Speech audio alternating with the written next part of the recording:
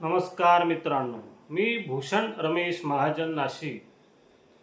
आज आपण असा विषय चिंतनासाठी घेतला आहे की रूढीबल शास्त्रामध्ये किंवा एकूणच धार्मिक विधी किंवा कुठल्याही विषयामध्ये रूढी असतात, त्या रूढींचं आचरण केलं जातं आणि रूढी व्यवहारात येत असतात। हे रूढींचं बल शास्त्रामध्ये कसं वाढत जातं किंवा तस्मात् शास्त्र प्रमाणम असं म्हटलं तरी शास्त्रात रूढी बलीयसी किंवा शास्त्रानुसार रूढीचं प्राबल्य जास्त आहे। कुठलंही कर्म करत असताना आमच्या कुळात परंपरेत अशा प्रकारची रूढी आहे असं आपण ऐकत असतो।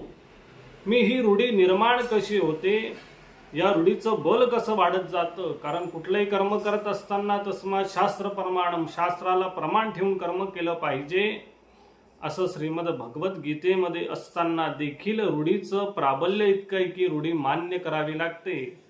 मग असं का होत जातं, तर या रूढी ही पूर्वापार चालत आलेल्या असतात, त्यांचं आचरण आपण करत असतो।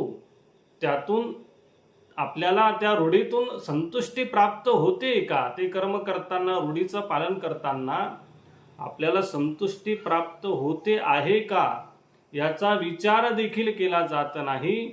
ती फक्त आचरणाने संतुष्टी प्राप्त होत नाही, तरीही आचरण केली जाते, कारण का ती रूढी असते म्हणून।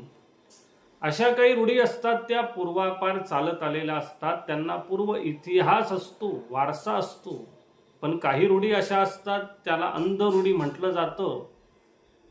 त्या रूढी अंध रूढी का असतात की अंधानुकरण करून त्याचं पालन केलं जात असतं। त्या रूढीचं तिचं कार्यकारण भाव काय, त्याची चिकित्सा केली जात नाही की रूढी का आहे, हिचा पूर्व इतिहास किती आहे, याला वारसा किती आहे, असं न करता केवळ अनुकरण केलं जातं।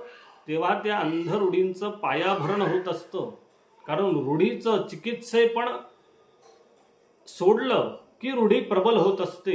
त्या रूढीची चिकित्सा केली तर उत्तर त्यातून निघत असतं, म्हणजे पूर्वजांनी पालन केली पूर्वापार, पण पुढे चिकित्सा पुढे होत नाही किंवा केली नाही, तिचं प्राबल्य वाढत गेलं म्हणून शास्त्राच्या वरचढ रूढी ठरते। आणि शास्त्र प्रमाण म्हटलं तर रूढीचं पालन न करता येतो। अशा प्रकारे ही रूढी कशी वाढत जाते त्याविषयी एक दृष्टांत सांगतो। एक मंदिर होतं, त्या मंदिरामध्ये दर्शनासाठी खूप गर्दी व्हायची। ती गर्दी झाल्यानंतर एक व्यक्ती होती, तिच्या पाठीला खाजू आली काही कारणास्तव। तर त्या व्यक्तीने त्या खांबाला, मंदिरातल्या खांबाला पाठ खाजवली आणि पुढे सरकला। त्याच्या मागच्या व्यक्तीने ते बघितलं आणि त्याने कुठलाही कार्यकारण भाव न जाणता त्या व्यक्तीने असं का केलं याचा विचार देखील न करता केवळ अनुकरण केलं आणि त्यानेही पाठ खांबाला लावून पुढे सरकला। त्याचं मागच्या व्यक्तीने बघितलं, त्यानेही त्या खांबाला पाठ लावली, तोही पुढे सरकला। असं प्रत्येक जण करायला लागला। मंदिरात जेव्हा वेळ व्हायला लागला तेव्हा ते व्यवस्थापक बाहेर आले, गर्दी का होते, तेव्हा त्यांना कळलं की असं असं होतंय। तेव्हा लोकांना सांगितलं की इथं अशी काही प्रथा नाहीये, रूढी नाहीये, तुम्ही सरळ दर्शनाला या, तरी त्यांचं समाधान झालं नाही। जेव्हा ती व्यक्ती शोधून आणली तुम्ही असं का केलं, तेव्हा त्या व्यक्तीने सांगितलं की माझ्या पाठीला खाजू आली होती म्हणून मी तसं केलं, इथे असं काही नाही। तेव्हा लोकांनी ते करणं टाळलं। म्हणजे अशाच काही रूढी असतात, सगळ्या नाही पण काही रूढी अशा असतात ज्या अंधानुकरणानुसार सार्वत्रिक होत असतात। मग त्यांची जर चिकित्सा केली तर त्यातून निर्णय निघत असतो। अशा काही नवीन रूढी तयार होत असतात, त्यांना शास्त्रामध्ये प्रमाण नाही पण रूढी बलामुळे त्या आचरणात आणल्या जातात। मग यावर एकच उपाय असतो की त्या रूढीचं चिकित्सा करणं, तिचा पूर्व इतिहास जाणून घेणं आणि ती रूढी सुरू व्हायच्या आधी तिला थांबवणंही गरजेचं असतं।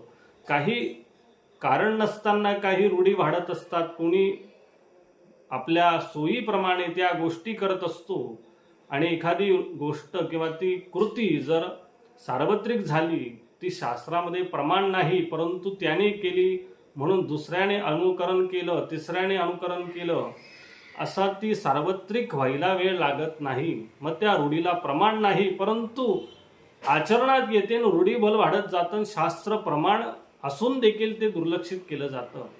मग हा विषय एवढाच की नवीन रूढी असेल, कोणी त्याच्या समाधानासाठी करत असेल, परंतु ते अनुकरणातून ती रूढी तयार होईल आणि पुढे आचरणात येऊन सार्वत्रिक होईल याचा विचार केला पाहिजे आणि शास्त्रानुसारच कर्म केलं पाहिजे.